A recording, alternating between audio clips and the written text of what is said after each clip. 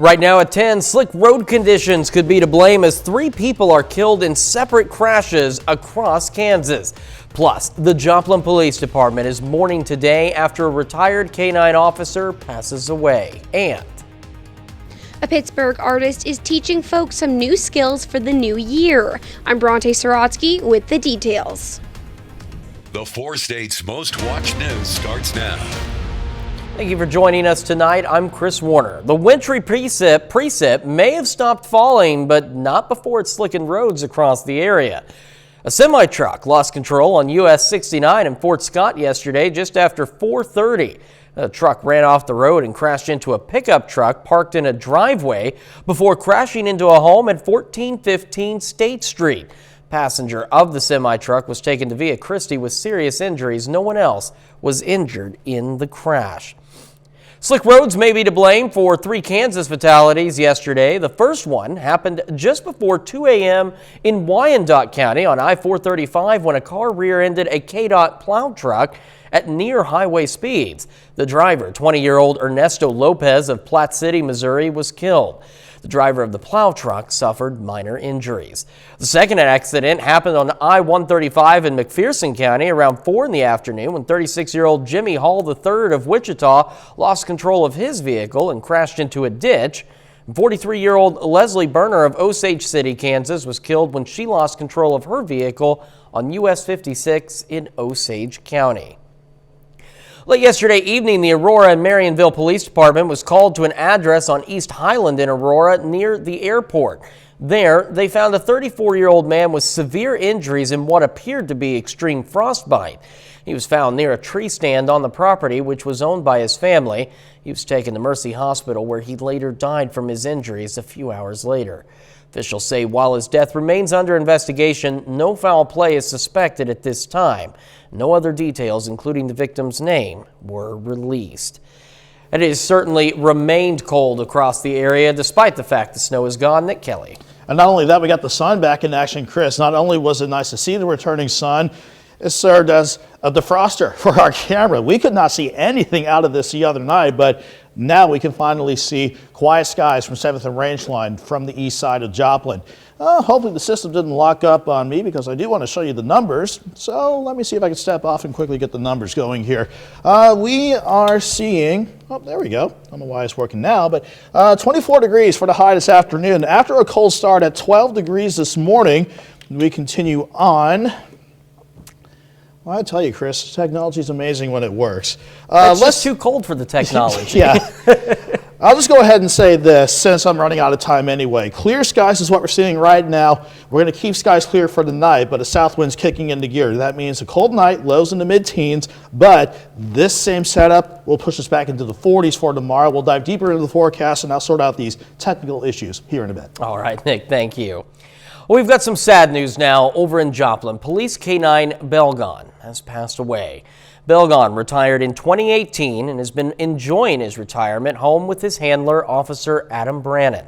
According to the department's Facebook page, Belgon's health declined rapidly last night, and Officer Brannon had to make the difficult decision to have him put to rest. Well, the new year is a time for many to pick up some new skills, and for some four-staters, that was in the form of learning to make stained glass designs.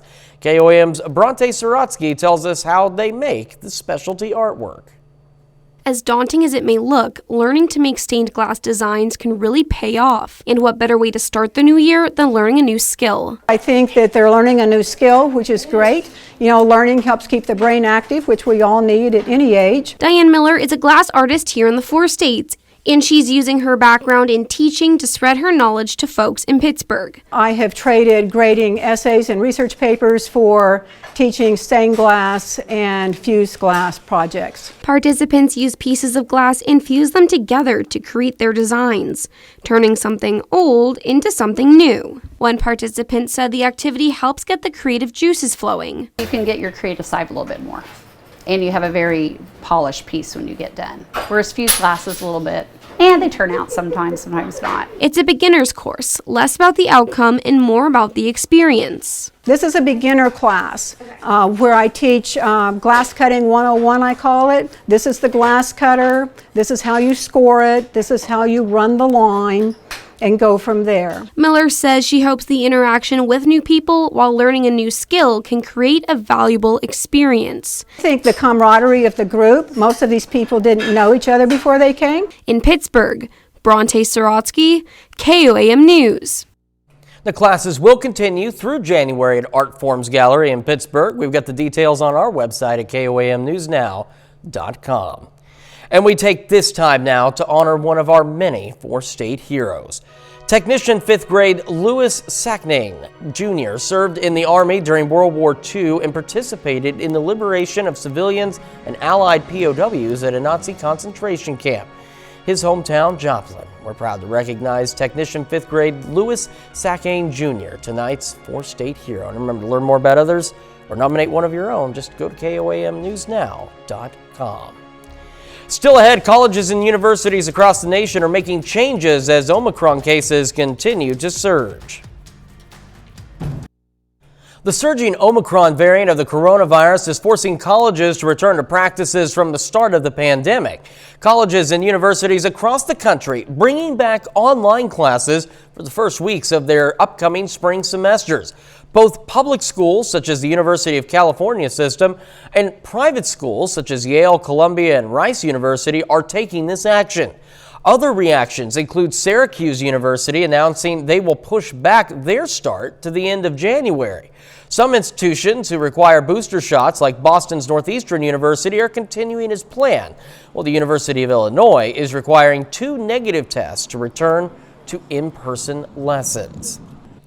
Millions of Americans are going to return to work or school this week, but the explosive surge of new COVID-19 infections is altering daily life across the U.S. Number of COVID-19 cases jumped 113% across the U.S. last week, prompting some school districts to return to virtual classes. Polo Sandoval reports. Fresh off the holiday break, teachers, parents, and students are trying to make sense of the latest COVID surge.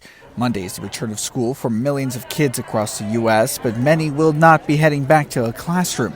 As record numbers of children are hospitalized for COVID-19, some school districts will start with online learning, including in Atlanta, which announced on Saturday the first week back from the holidays will be virtual.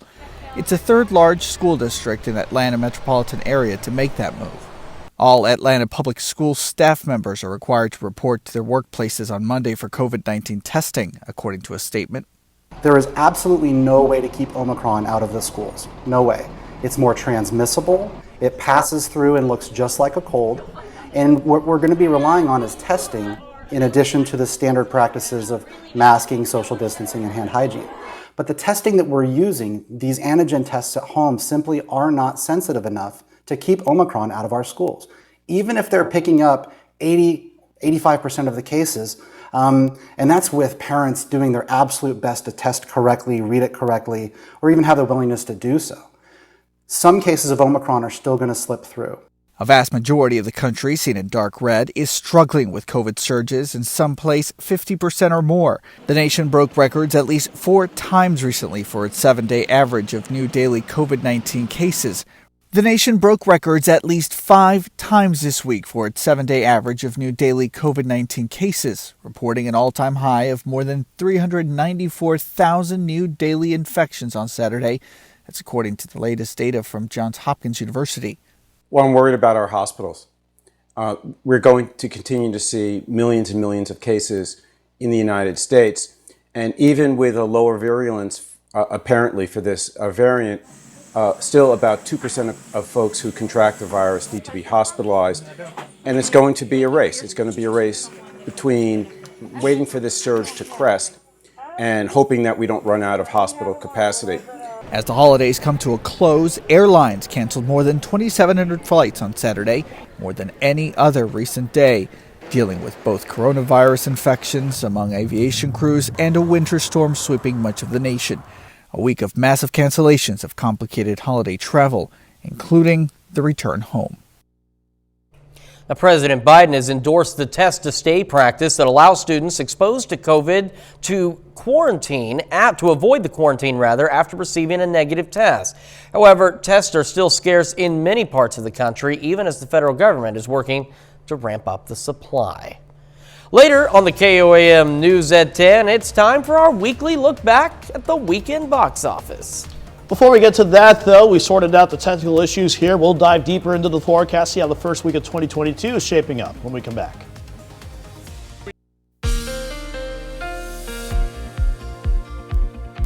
Tell you what, this time last night, all our cameras that we could see to look outside, they were covered in quite a bit of freezing drizzle, iced over on the lens, but the sun did wonders. Even though we didn't get back above freezing today, we got the ice off of our camera from Indigo Sky outside of Seneca, Missouri, thankfully showing us clear skies, quiet skies this time around as we venture into the overnight. And I still can't get over how dramatically colder it got once the storm system passed on through. If you remember the other day, we had midnight highs in the upper 50s to kick off 2022, but then the temperatures just cratered behind that passing Arctic front. 20s yesterday afternoon, we dropped into the lower teens around Joplin Regional this morning. But at least we made it back into the mid-20s this afternoon. Thankfully, we'll do a lot better with the setup we have in place for tomorrow. This is what we had to deal with to start this morning out. The backside of our storm system that left us with plenty of cloud cover, some random snow flurries, but once we got past, let's see what the storm tracker here says. After like 8 or 9 o'clock this morning, we went to completely sunny skies. That was nice to see, and nice to see nothing on the radar network. It will get a bit of a break before it tries to come back into action by the time we hit the middle of the week. In the short term, though, 7th and range line at 10:16 on the Sunday night, showing clear skies outside, 17 at the airport with a south breeze really light at about 3 miles per hour. We already have mid-teens lined up along and north of US 54. Everybody else upper teens to about 20 degrees. The thing is, though, I don't think we're going to drop off too much more throughout the course of the night. That's because even though we had a northwest breeze throughout the course of the day at about 5 to 10, maybe near 15 miles per hour, look at our wind trying to switch back out of the south, especially west of US 69. That's a hint of a change in the weather setup. That will mean good news for all if you aren't a fan of how cold it's been for the past few days. The wide look at the surface map across the region shows us quiet thanks to 2 areas of high pressure and control, and as they slide to the east, that's going to keep that southerly wind in action and keep us sunny. Nice for your Monday, the first Monday of 2022. I am watching our next Canadian front, at the very least, this Canadian cold front that will come our way by the middle of the week.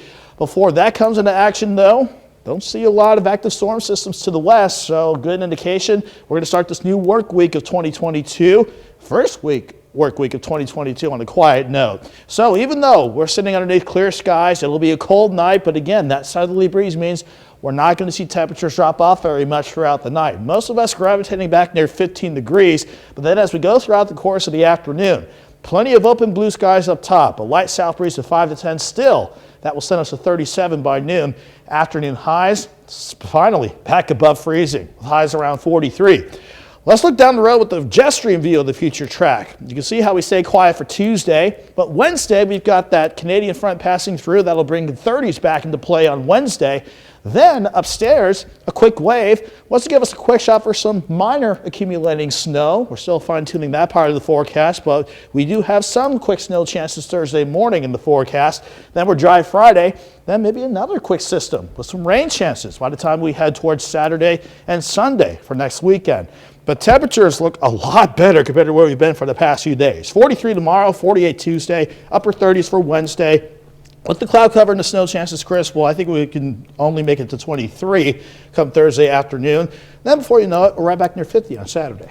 Some chilly spots later this week, but definitely warmer than what we've seen in the last couple of days. That is for sure. Nick, thank you so much. And I was watching this one, Danny, a very important game for Kansas City and Cincinnati. Trying to hang on to the top spot in the AFC for the playoffs. We'll have the highlights and the post-game reaction. Plus, Mike Gundy makes a bold statement about Oklahoma State following their bowl win over Notre Dame.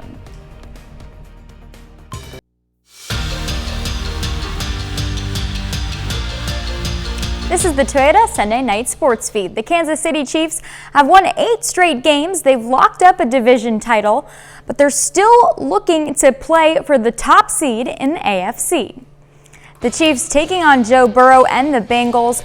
Patrick Mahomes hits DeMarcus Robinson for a 29-yard score. Later in the first, Travis Kelce scores. Good start for the Chiefs. Next drive, though, Burrow connects with Jamar Chase. He takes off 72 yards to the house. More from them. Back to that same duo later in the game. Another huge play here. Chase gets behind the defense. This one 69 yards. The Bengals are able to get back in it. A penalty on 4th and 1 gives them a fresh set of downs, leading to this. Evan McPherson makes the field goal. Chiefs lose a tough one, 34-31. You just go back to work. You don't point fingers. You don't blame coaches. You don't blame a particular play, a particular series. You just go back to work. You keep bonding with your teammates. You keep that chemistry alive, and you keep believing in your coaches as well. The rosters for the Kansas Shrine Bowl were released on Saturday. 6 local players made the team, including Girard's Brecken Troike. Troike is a first-team All-CNC and All-State linebacker for the Trojans. He tallied over 100 tackles in the team's 10-1 season this past fall. Troike joins his coach Neil Philpott on the Shrine Bowl's East team. Philpott was named to the coaching staff in December. He also will be teammates with a few familiar CNC standouts. Me and Coach Philpott, we get along pretty good. It'll be really fun playing with him again one more time. So I get to play with some of the boys I competed against, so that'll be fun. Cruz Blair, Cody Shock, I know them pretty well. Brett, of course, I've been playing him, basketball, baseball, football, so yeah, I'm glad for them to be on my team. Oklahoma State pulled off a come-from-behind victory to take down 5th-ranked Notre Dame 37-35 in the PlayStation Fiesta Bowl on Saturday. The Cowboys were down by 21 points late in the second quarter. Spencer Sanders and Tame Martin revived the team. Sanders had 496 total yards and threw for 4 touchdowns. 3 of those were to Tame Martin. Head coach Mike Gundy said, quote, "This is clearly the biggest win in the history of the school." Here's more from him. We had to play fast and try to wear them down, which we did. And the coaches made fantastic adjustments at halftime. We challenged the team at halftime that anybody that didn't want to come back out and fight, play by play, need to stay in the locker room. And they came out and they fought and competed, and couldn't be any more proud of them. Arkansas defeated Penn State 24-10 in the Outback Bowl on Saturday. The Razorbacks scored 17 points in the third quarter and blanked the Nittany Lions the entire second half. Quarterback KJ Jefferson rushed for 110 yards, and Arkansas totaled 361 yards on the ground. It's the team's first bowl game appearance since 2016 and their first 9-win year since 2011. Coach Brown put him to the side and he was like, hey, at some point you got to take over the game. You got to put the game in your hands. And, I mean, we just got to put our best foot forward and score points and win the game. I'm just embracing it all. I mean, just the guys, my teammates just put in the work, fall camp, spring ball, just believing in the coaching staff, believing in each other, the brotherhood and the bond that we share. I mean, we're just embracing it all, and we can be able to just reflect back on it and just tell our younger kids or our other family members that, hey, we did this and we accomplished this during this season. When we come back, the Thunder host the Mavericks tonight, plus K-State and Oklahoma squared off in their Big 12 opener on Saturday. Those highlights next.